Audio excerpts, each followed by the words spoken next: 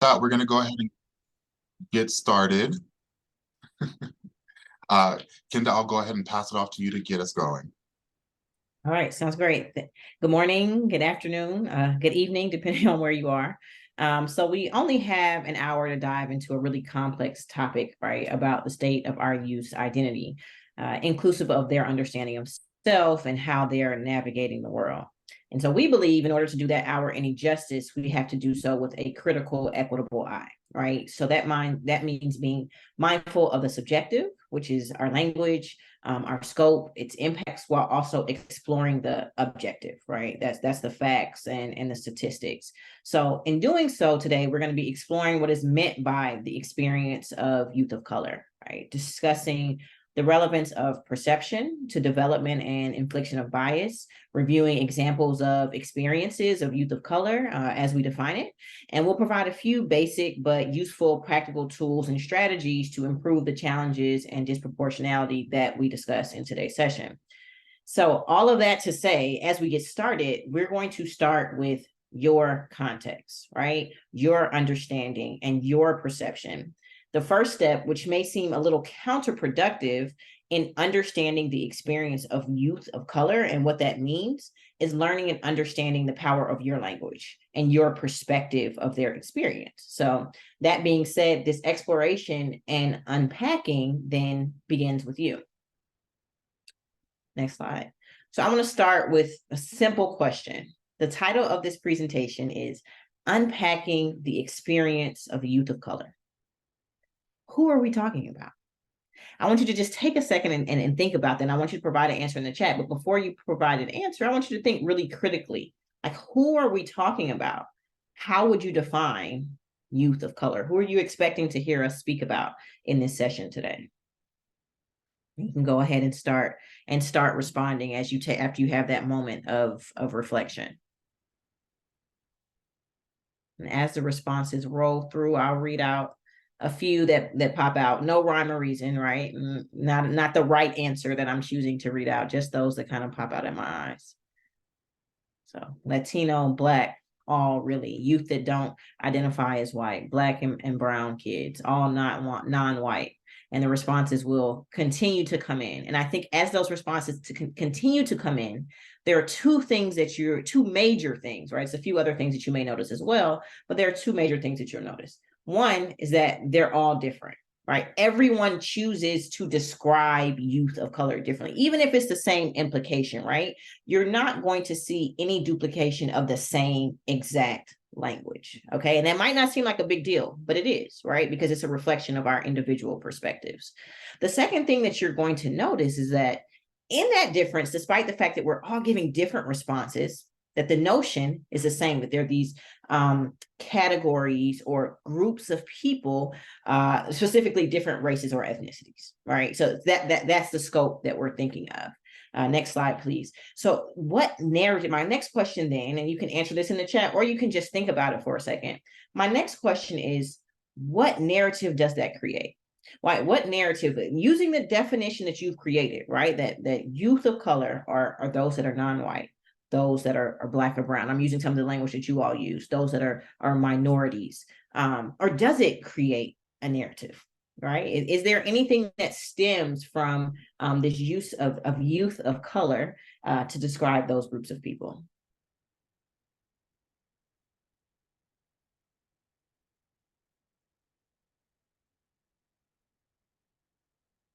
And if you have a response, you can share it in the chat. But it's just something I want you to reflect on for a second, okay? And subconscious or conscious bias, thanks, right? You led right into my next point. It leads to a biased one, right? It lumps together, you can click, it lumps together lots of groups of people with different values, different traditions, different characteristics, different needs, different practices, right? So youth of color is this term that's used like people of color, which was created to group races and ethnicities together in an effort to engender an oppression-based solidarity and to demonstrate that all non-whites are in this struggle against racism together, right? But there's a problem with that. While we all, theoretically want racism to end, the struggle is not the same, right? Each culture faces unique systems of oppression and marginalization, reflective of who they are, their history, their inflicted trauma, their practices, and their traditions. And what that leads to when we group them all together is solutions that aren't really solutions, right? So supposedly what is a more mannerable and politically correct way to address non-white people is in reality a practice that strips people of their individual identities, right? Which has layers of impact. The first of which is that it flattens difference and simplifies complexities, enforcing or limiting how non-whites choose to be identified, right? Like you're taking away that right of how they choose to identify themselves.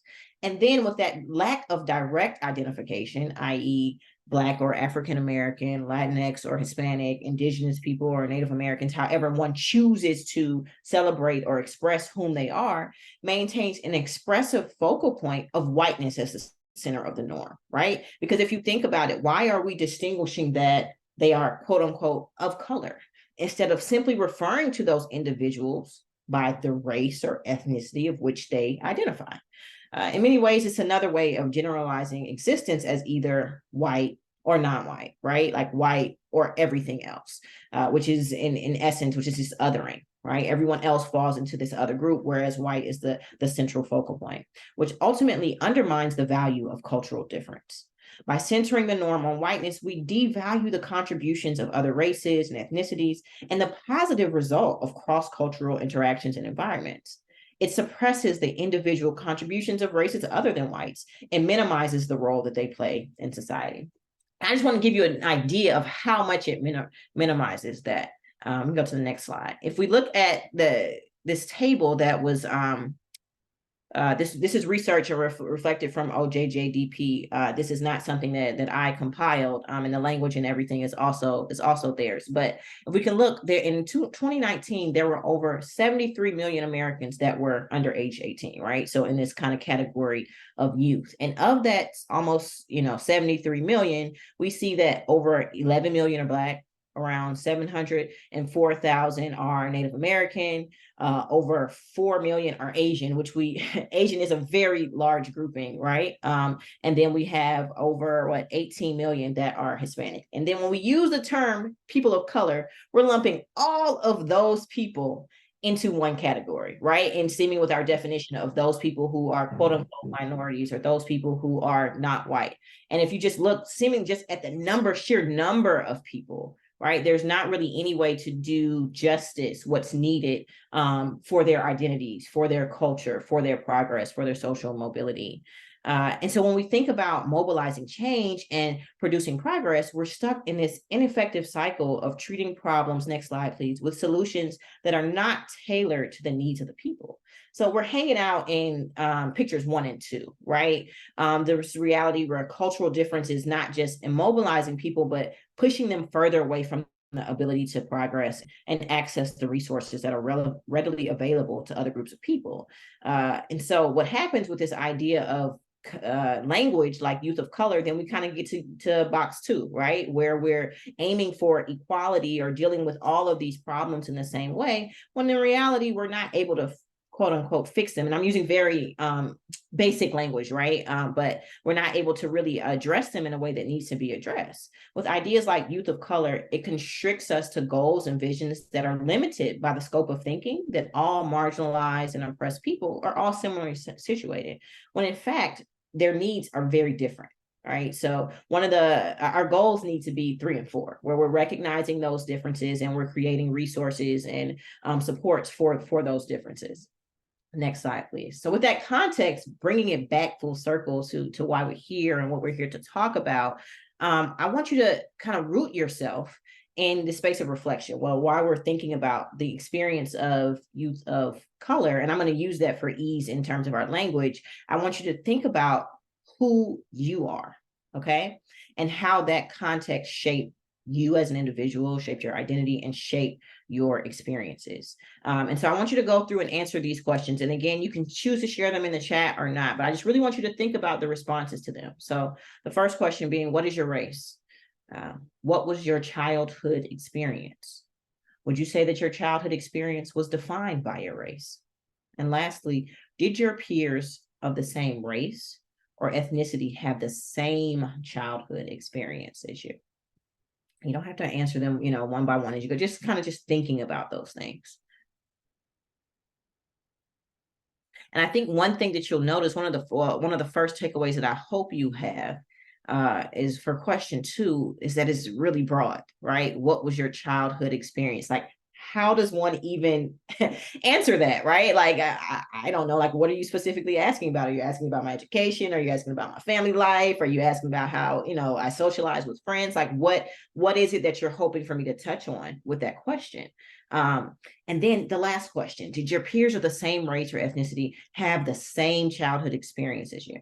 Now, I don't think anybody has to even respond for us to know that the answer is no, right? Not any one of us has the same experience as anyone else. And I like to give myself as an example. My husband and I are from the same, we're both from Atlanta, which is a big city, but we're also from the same small community. We went to the same high school. And when you think high school, you probably, big public high. No, we went to a very small high school where there were 25 of us who graduated, right? So tiny high school, same Muslim community, essentially grew up together, right? We had very different childhood experiences, very different lives. And that's because on a very basic levels, we're two different people, but also because the sizes of our family, the socioeconomic statuses of our family, the educational background of our parents, right? All of these different factors that come into play that shape our cultural identity and who we are. And I think that all of us can kind of think of someone who we grew up in similar or maybe the exact same circumstances, and find that their experience and how they identify is very different. Next slide, please. Nonetheless, we perpetuate this idea that youth of color are those individuals who don't identify with the norm, right? What we have made the norm, which is whiteness, as who they are, is that they all must live the same life, right? And have these same experiences. It's the myth of the monolith, right? There has long been this narrative that insert individuals of a certain race or ethnicity, that they share the same experiences.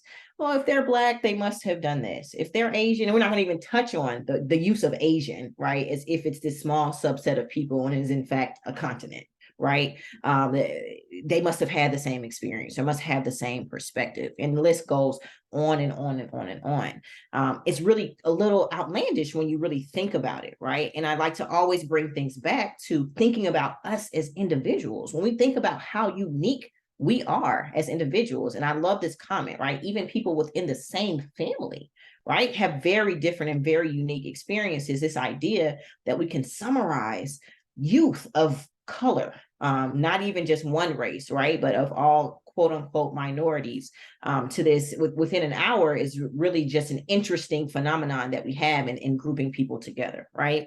And that's because, next slide, please, the reality is that we're all intersectional beings, okay?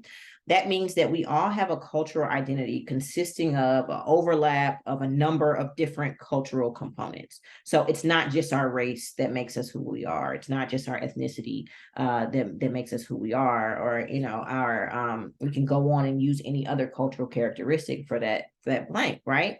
All of our cultural pieces exist along one another to come together to make us who we are. And it's the intersection or the overlap and combination of those things that make our experiences what they are, right? So because I am always, when I walk in a room, I'm always a Black Muslim woman, and right, you can go on and add additional cultural characteristics, I'm going to experience things very unique to all of those cultural identities. And when you walk into a room, so will you. And when youth of color, right, with whatever cultural identities that they ascribe to, walk into the room, it will be the same thing.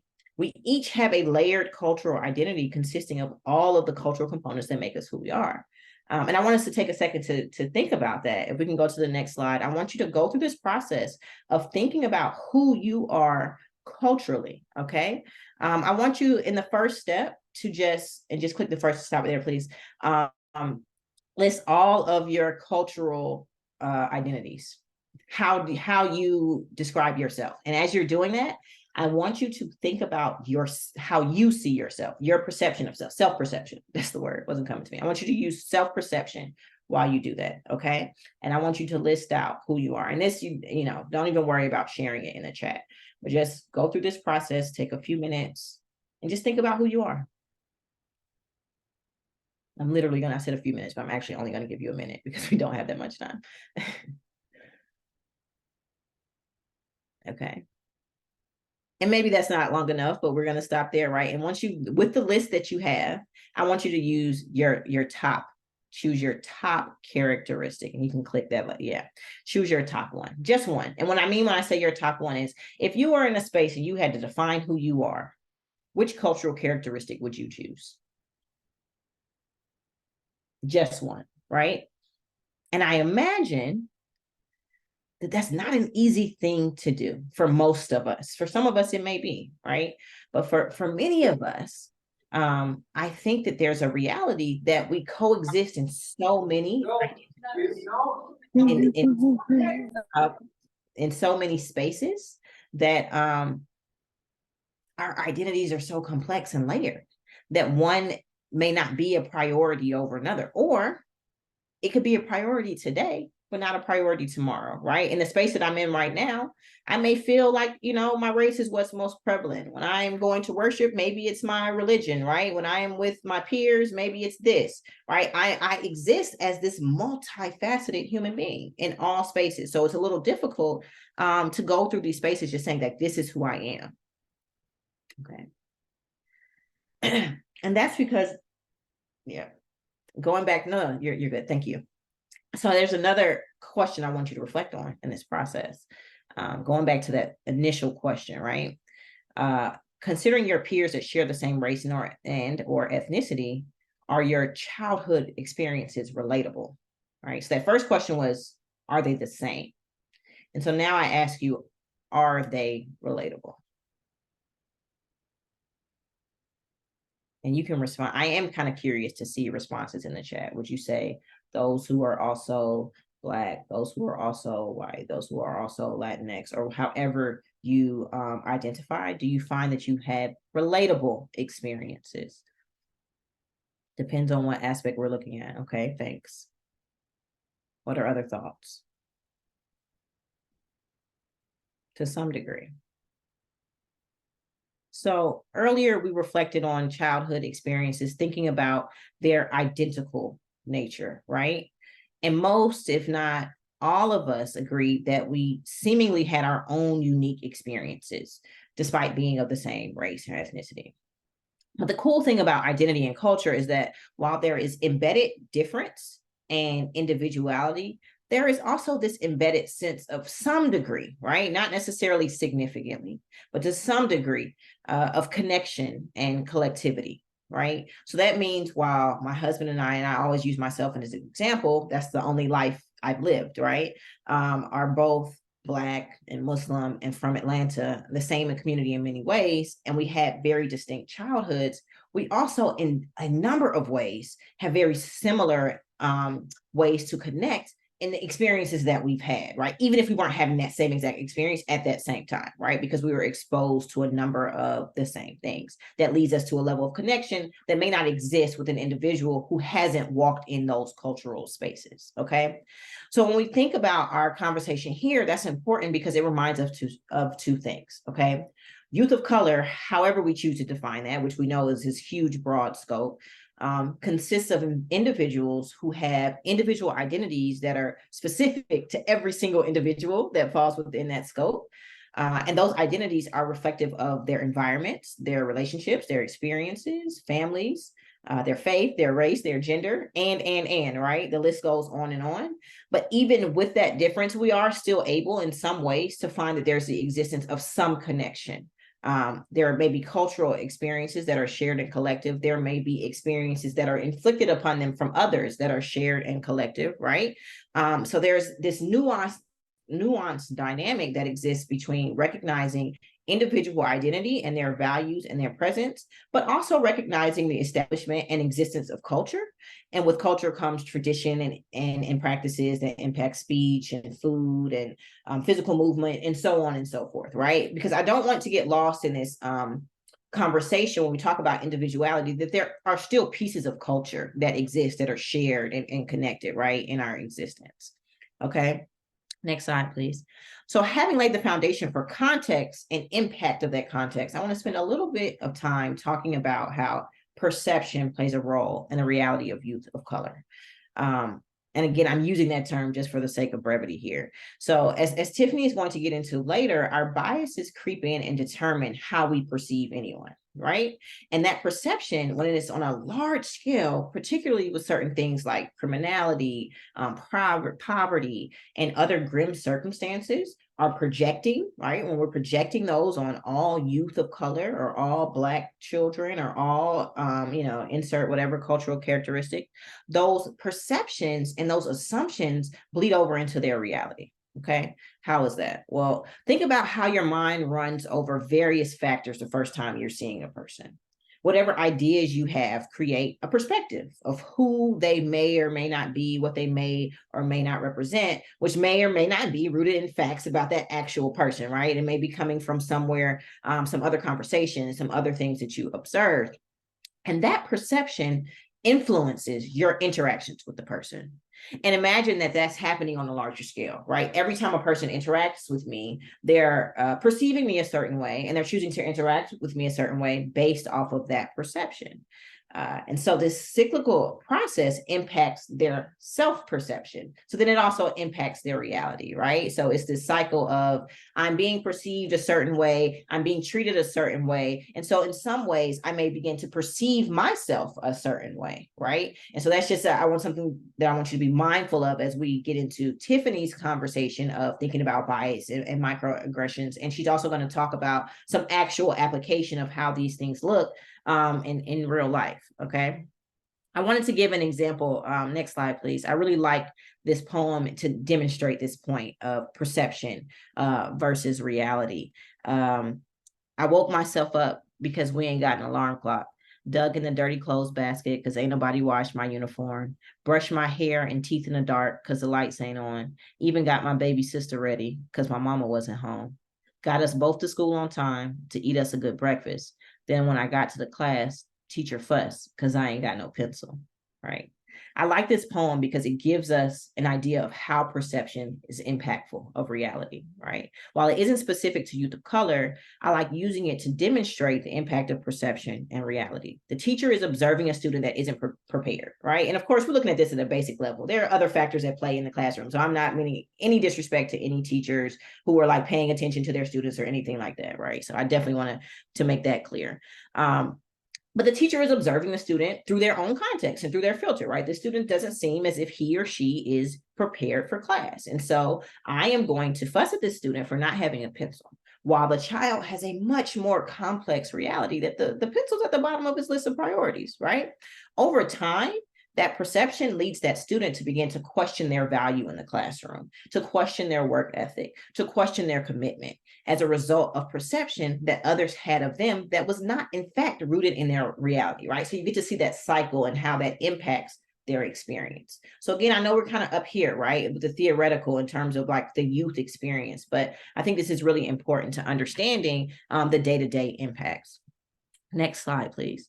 A prime example of that is the adultification of Black girls, okay? So adultification is a form of racial prejudice where children of marginalized and oppressed groups, typically Black children, are treated by adults as being more mature, right? It's pretty straightforward. Like instead of being treated like a child, you're being treated and being expected to uphold the standards of an adult. Right. And this, we know, feeds into all kinds of trauma in the classroom and the justice system and healthcare.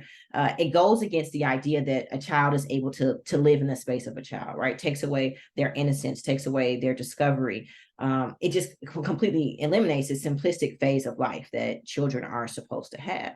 Right. And so we know that Black girls routinely experience adultification bias, with one study demonstrating that adults believe that Black girls as young as 5 need less protection, nurturing, and comfort than their peers.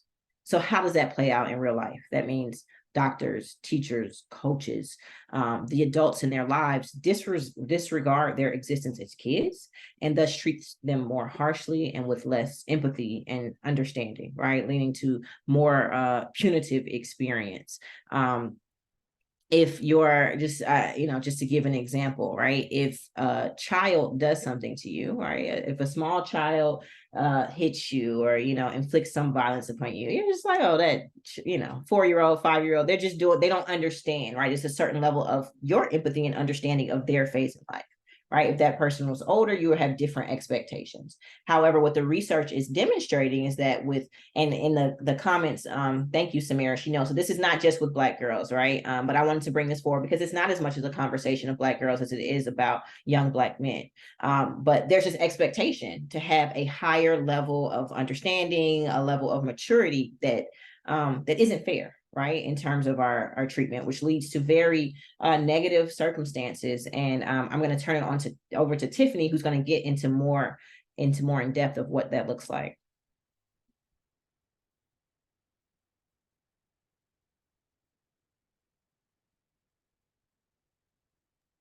Thank you so much, Kenda, for all of the detail and information that you provided. And just to circle back and center ourselves, take a deep breath because it's a lot of work and a lot of information. I know sometimes when you internalize this, it can feel heavy and overwhelming, but Kenda took us through a journey. She talked about the fact that youth of color are not a monolith. She also talked about the fact that there's intersectionality that exists. Our perceptions and reflection of how we live and how we navigate spaces are important. Who we are and how we see people are key. And also understanding the fact that our youth are dealing with so many things each day that some of the things that are present for us may not be present for them. So just a reminder that youth of color are not a monolith. We are not allowed, and we should not continue to lump groups of people together. We don't want to be looked at that way. So we should work very hard not to do that for our kids. So no youth of color has the same experience. And again, we need to understand that systematically, we know that things like disproportionality, bias, and even lack of cultural awareness can lead to practices of adultification, as Kenda mentioned, as well as traumatic experiences for many of our youth. So next slide. As we talk about this work, the one thing that I love and my motto for my business is that shift happens. SHIF is in fabulous T. Shift happens, and we should be shifting our work and our perspective. We should be shifting our policies and our practices. We should be shifting what we're looking for as viable outcomes for success and opportunities, and remove barriers for our students, our young people, our youth, and our community. Next slide. So a couple of things I want to share with you is this term disproportionality. I am sure if you're looking at data, looking at reports, it is something that is very present for you.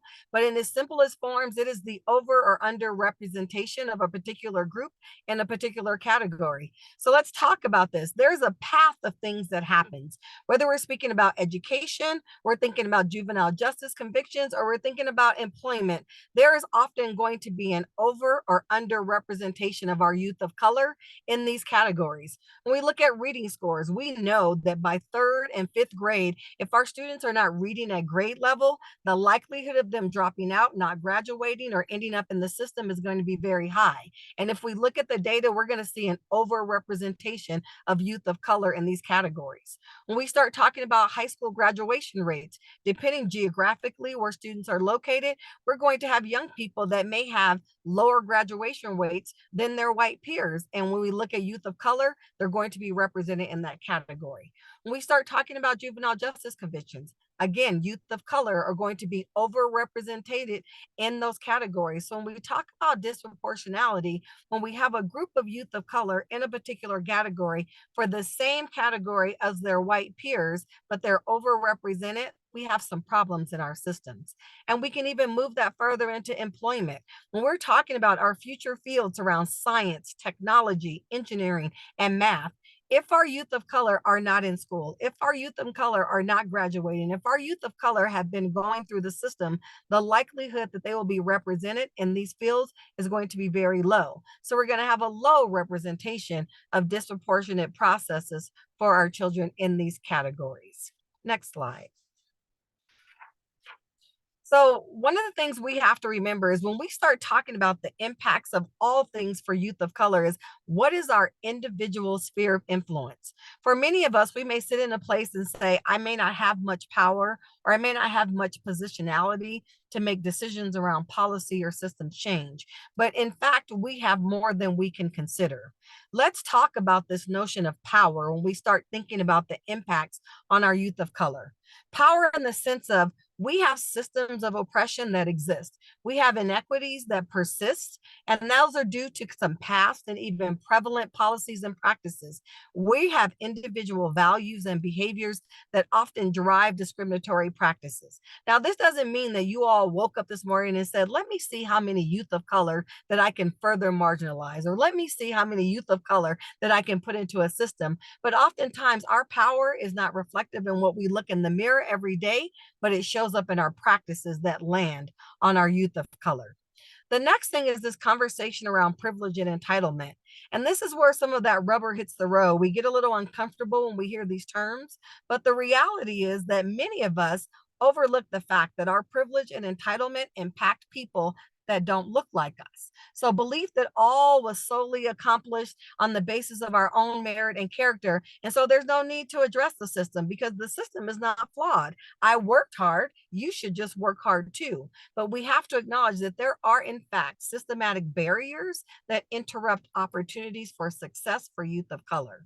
And then the last one is this unawareness of this need to adapt. For many of us, we are just walking through life each day, not really sure or even aware of the things that are impacting youth of color. So we often fail to recognize the need to make personal or even professional changes in response to things like diversity, equity, inclusion, and cultural competency. We are unaware of what that looks like for people. We're unaware of changes that need to be made in society. We're also unaware that we may be part of a dominant group that are impacting those outcomes for our youth of color. Next slide. So as Kenda mentioned, I just want to touch on this conversation around bias. When we think about terms like intersectionality and we start talking about youth of color and you hear things like systems and power, you hear conversations around privilege, unconscious bias is part of the fabric of our beings.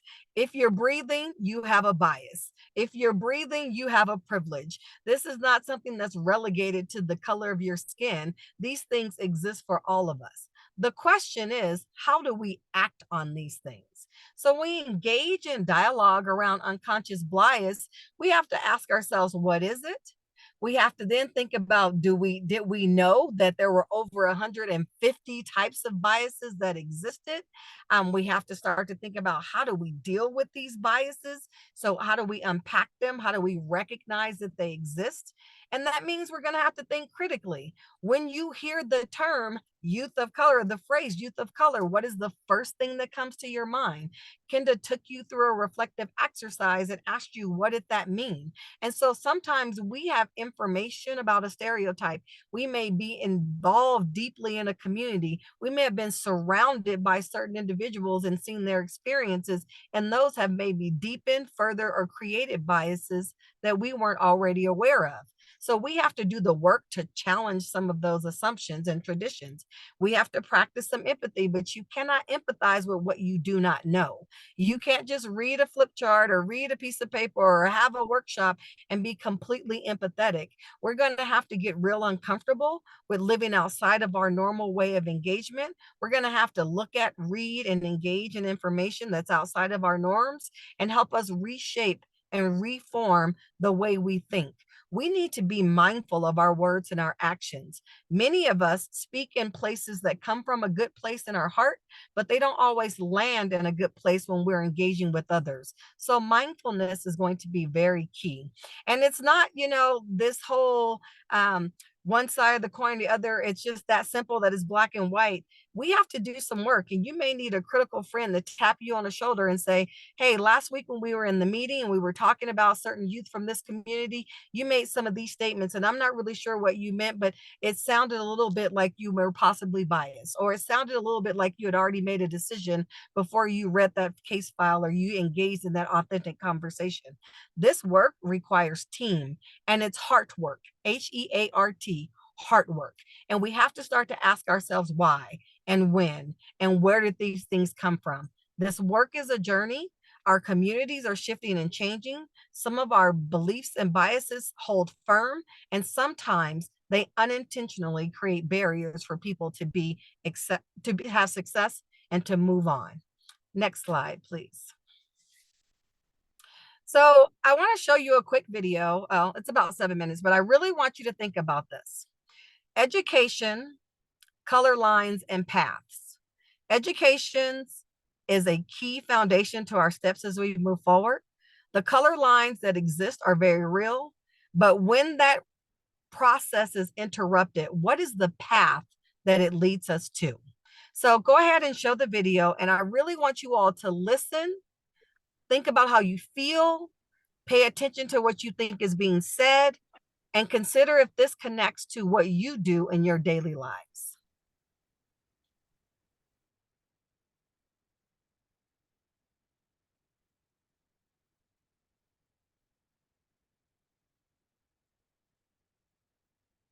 There's days in my school where there will be 3 Black kids in the class.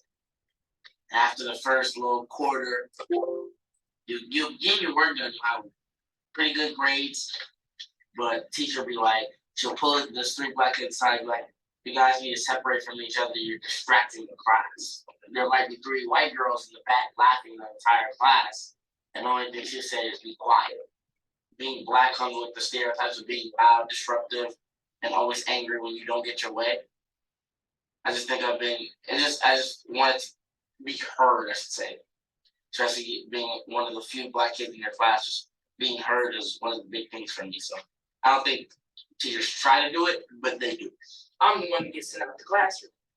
The kids look at me like, oh, you got issues, you got to leave the class every 3 periods because, but that's just, it's also my fault because, that's who I choose to sit next to, I remember back in first grade, this situation was first. So I forgot why, but for some reason, a girl was crying, a white girl, she was crying, and the teacher called me over, and the girl told her that I made her cry. I pushed her down.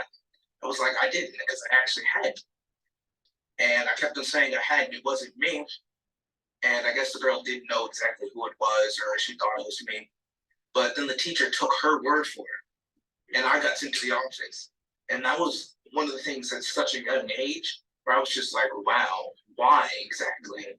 So like I told my parents, like this stuff was going on at school, gym teacher, and like my mom, she was like, over there, I don't, because like it's gonna have a bad effect on the looks of me and her, because like she's gonna go there like the angry, mad Black woman, and then the teacher's gonna get a stereotype of her, and then she's like, oh, that's why he's doing bad in school, or that's why that.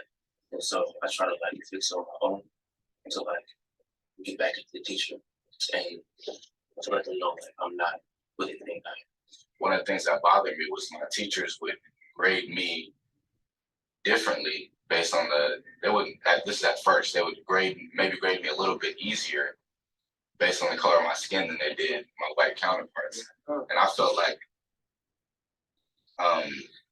as teachers, they had internalized the belief that because I'm Black, my expectations of the type of work that I could do was less than maybe some other students. So when I walked in the room, they automatically thought that the work that I was going to do maybe wouldn't have been as articulate or as progressed as some of the other kids, just based off the way I look. And that's how are Black kids coming in after me supposed to feel if they're history, English, math, science teachers, when they first walk in, believe that they're not as smart as other kids. I know I'm smarter than the teacher thinks, so I'm gonna take what they give me, and I'm gonna take advantage of it and turn it around into that A or that B plus that the teacher didn't think I could get. Or if they give me this extra help that I know I don't need, you say, okay, thank you, but you finish it before everybody else does, and it just slaps the teacher in the face. No matter how many Louis Armstrongs there are, no matter how many James Baldwins there are, we're always going to look at different, always, just because of our skin color. I mean, we are in shackles, but they're just gold plated, so it looks like, we are okay. But at the end of the day, like we're always gonna be shackled up into that category. You know, that's just how it is. I feel like they like pick black people and then they're like, here you go, put you in this box. This is how you're supposed to act. You can't come outside of this because you can't act this way. This area right here, this is white, so you have to stay inside the black box. Like I hear a lot, like if there's like a black person being really articulate, knowing what they're talking about. Oh, why are you talking white? Like what exactly is talking white? Like so, being articulate and intelligent. That's talking white. That's acting white. When you hear the term "all white," so black, Right. Yeah. Like that's less than. right? Yeah, it's called straight up weak. Yeah. You can't play this where they can be the best person on the team, but they're weak because they don't look like everybody else. Yeah. Well, when I'm with black people, I'm acting white. And when I'm with white people, I'm acting black. And I feel like I don't really have a place. Like, where do I fit in? Where am I just myself? Where am I just me? And some black people say, you don't act your color. Like, I need you to act so-called white right now. It makes me feel like for some reason among the whole world, my color is put down to just put down another level. It doesn't make me feel good inside. It makes me feel a little angry with myself because I feel like I'm supposed to do something to try to change it, but I don't know where. It's a lot of division in between the black races. Yeah. Why can't we just embrace our own culture? Why can't we be united? But not, I'm light skin. Oh, I'm dark skin. Oh, light skin act like that. Oh, dark skin act like that. But it's not just we're black. We're brothers. Yeah. I wish we could do things like paint, do swimming, do golf, do filmmaking, do acting, do all these things, and not be looked at as being more white. Like I don't think football, basketball should be only. There shouldn't be the limits of self-expression for us as a whole. We should be able to feel like we can do more without being judged and being put in boxes because we only do these certain things. I feel like there's a lot of such as lack of resources or like more institutional problems that persist that might not like go deeper, that might not allow black men to get to the same point as white males. But I think this applies for a lot of black males. If your only form of self-expression at the end of the day is like to go on a basketball court or to go on a football field, that affects your ability to do homework after school. So if that's the only other thing you can do to express yourself besides just going to classes, then like how is that helping you? Like I feel like there's a lot of stuff, not exactly like this, but like a lot of black people, like we can go to our friends and we talk about stuff like this, but then again, like what do we do about it? Right. Are we like, and where do we start to do something about it? Like we can talk about, oh, it's this and this is how it is and it's because of this and that, but then again, what are we doing? What steps are we taking to make that progress to, like, as we whole purpose, how are we gonna close that achievement gap?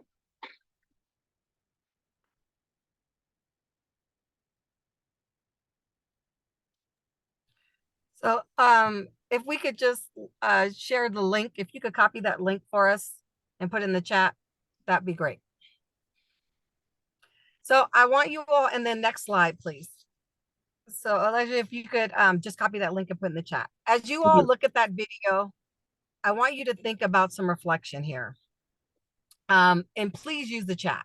I want you to ask yourself, there it goes. I want you to ask yourself, what are the things that you heard in that video? What did you hear? What did you hear those young men saying? Please go ahead and use the chat. Think about what connections you can make to implicit bias, things like microaggressions and systemic barriers. And do you think these young men feel as though all young men that look like them are looked at and treated negatively, and why? So take a few moments, jump into the chat. What did you hear? What connections can you make? And do you think they feel like they are looked at and treated negatively, and why? Okay, I see things like I heard microaggressions around expectations and educational assumptions. Yes.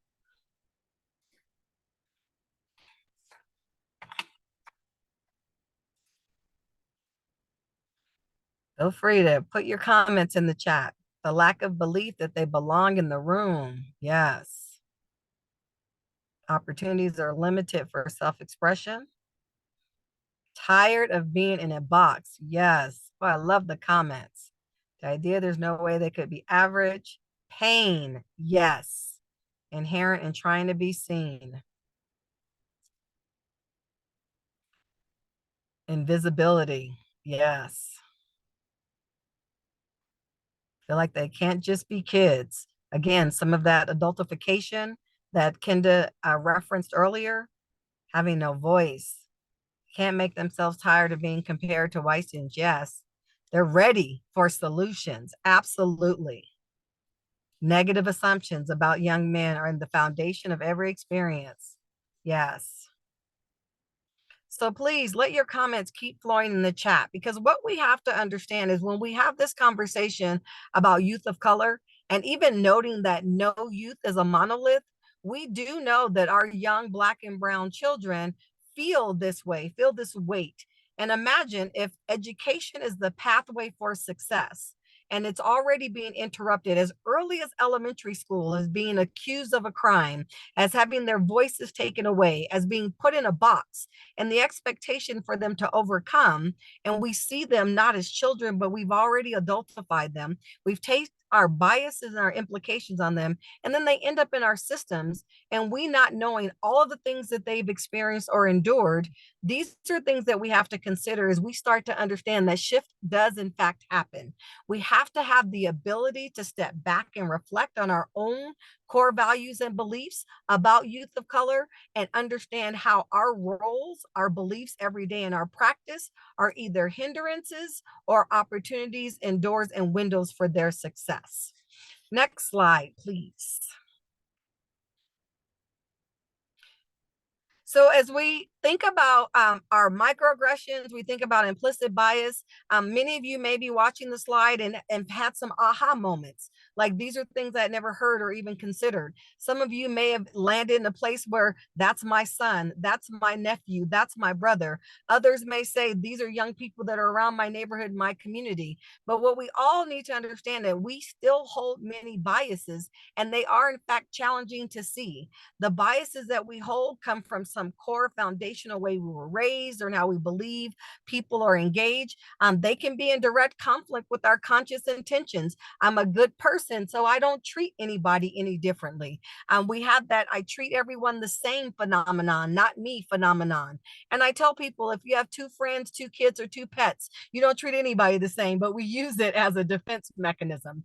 Even our conscious actions, we may have a body language and a posture that says that I see you differently than how you present. And so we need to be mindful of our body language when we're engaging with young people. We may take on a posture of authority or force that may be an emotion to intimidate, when we need to have emotion that says connection and welcoming. And we also need to consider that maybe the biases that are contributing to racial or ethnic disparities within the juvenile justice system, or even hiring, are primarily unconscious. I do not believe that people wake up with an intent to harm, but I do believe that our beliefs and our values get in the way and interrupt opportunities. Next slide, please. So the microaggressions are layered in the connection to the conversation around implicit bias. And what I want to say is that if you're having a conversation about implicit bias, or you're having a conversation around equity and diversity and cultural competency, you're talking about race, gender, sexual orientation, or socioeconomic status, and you're not including microaggressions, we're missing the mark. Because what we have to understand is microaggressions become a key foundation to how we engage, talk to, and talk about people. And I liken them to a mosquito bite. Consider the first time you ever got bitten by a mosquito. It itched a little bit, maybe irritated you, wasn't so bad. You scratched it and you tried to, deal with it. But imagine being bit 7, 8, 9, 10 times every single day. That is your microaggression. Someone saying things like, well, you speak so well for a ... Well, where are you from? Asking that question over and over again. Making comments about appearance, ability, and skill Everyday verbal, behavioral, environmental exchanges can weigh heavily on people. They should not be dismissed. And we also have to understand that people that experience microaggressions at high levels or even mid to low levels have depression and anxiety related symptoms. Some even say that there's some diminished psychological well-being and physical health. We even heard that from some of those young boys that were hearing things about their identity and what they're capable of and how they were being treated and how they were graded. And they have to hear that every single day in classrooms of their academic career, face that in their community, and hopefully not end up in some of the systems that we're all working in. Next slide, please. So implicit bias conversation and microaggressions, they are tied to power. They are tied to privilege. They are tied to entitlement. And what we have to think about is this. Some of us, we're lucky. We don't get stared at every time we walk into a room. Some of us don't get followed or questioned when we enter a space. Some of us are lucky, car doors don't get locked when we walk by. Some of us are lucky that people see us and not our color. Some of us are lucky that we don't get followed by security when we go to a store. These things are all tied to systems of power, to systems of privilege, even systems to entitlement. Next slide, please. And what we will need to know in this journey is that it's messy work.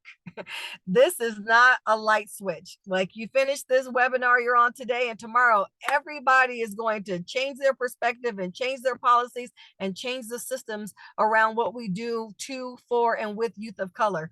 It's not that easy. And you have to acknowledge that. You have to anticipate the fact that it is messy work. When we talk about our systems, power, privilege, and entitlement has to be part of the conversation. When we think about institutionalized racisms, there are pathways to problems, and it starts in education and education systems. When we think about system barriers, we have to ask ourselves, are we in fact perpetuating the same outcomes for our youth of color? Think about this, the recycling of voices. Are we listening to the same people all of the time providing information to us, or are we diversifying methods and resources so that we can shift our perspectives? We have to understand that decision makers is a conversation that is about being comfortable or engaging in discourse. And then when we think about institutional avoidance of difficult issues, this color blindness notion, and I saw a comment in the chat, is not real. If you can find a crayon in a box of crayons, you can see color. If you recognize that Kenda and I both are Black women on this webinar, we're actually Black 365 days of the year, and it doesn't end at the end of February. But when we think about this color blindness, it becomes a level of comfort. And what we have to understand is when we make statements like that, we are essentially erasing parts of people's identity and culture. There's nothing wrong with seeing color. It is what you choose to do with it and how you intend to react based on what you see. And the last part of this messy work is we've got to understand that we often norm the negative. We do things like erasing race and culture, and we fall into these equity traps. And then we start to create policy. We make decisions. We start to amen groups in conversations that are often detrimental to outcomes for our youth of color. This work is messy work. This work is intentional work. This work is necessary work, but it takes time. It takes collective effort. It takes intentionality. It takes a great deal of discomfort. And it also means that it takes heart work. HEART, heart work. So I implore you all to have some opportunities for reflection. Get some people in the room that you're not used to talking to. Maybe get people in the room that you know will make you uncomfortable. But whatever you do, when you get on the journey, stay on the journey, because it is easy to check out. And there's also some privilege in being able to. Our youth of color need us. They need us to be better and create opportunities where we're building our capacity so that they have capacity to be successful as well. That's all I have for you all today. Thank you very much. And I want to make sure we honor our time. The last thing I just want that last slide. The last thing I want to ask you all to think about when you leave today is, what messages are you sending? Are you sending messages to your coworkers, to youth, to dominant groups, to marginalized populations, to communities that we serve? What are your intentions? Because remember that your intentions do not always equal your impact. Thank you. Well, thank you both. I appreciate you so much. Now I want to take the time. We've got a few minutes. I wanted to open up for a couple of questions. If anyone does have any, feel free to put them in chat or you can unmute yourself. And while we're waiting on questions, there was one thing that I did want to add as we think about, and I actually meant to include the link of something that was being done somewhere. I'll send it so you can send it out. But as we think about how we're approaching this notion of difference, right, and how we are creating solutions, like one way to prepare ourselves to better deal with the disproportionality and challenges that we face that are unique within different groups is making sure we're collecting data that's specific, right? So that we have specific information, because like we say, oh, we want diversity or we want cultural change or we want this, like that's not specific, right? So as we think about like practical approaches that we can take, a huge one is making sure that we're compiling meaningful data that has specific roots. So we're able to then figure out like what this particular group of people needs based off of what the data says, as opposed to, going back to that picture number 2, we're kind of just giving everybody the same thing. And what I would add, Kenda, thank you for that, is to look at the people that are sitting around the table who are evaluating the data. If you have like-minded thinking people that don't have a global cultural worldview, you run the risk of interpreting data the same way you always have. So you definitely want to differentiate who the people are that are reviewing, using, and analyzing the data. Yes. And to add to that, right, I feel like we can always continue building, right? I think it was really interesting as I was preparing for this presentation. I always just kind of like Google whatever I'm speaking about because I'm curious what the response will be.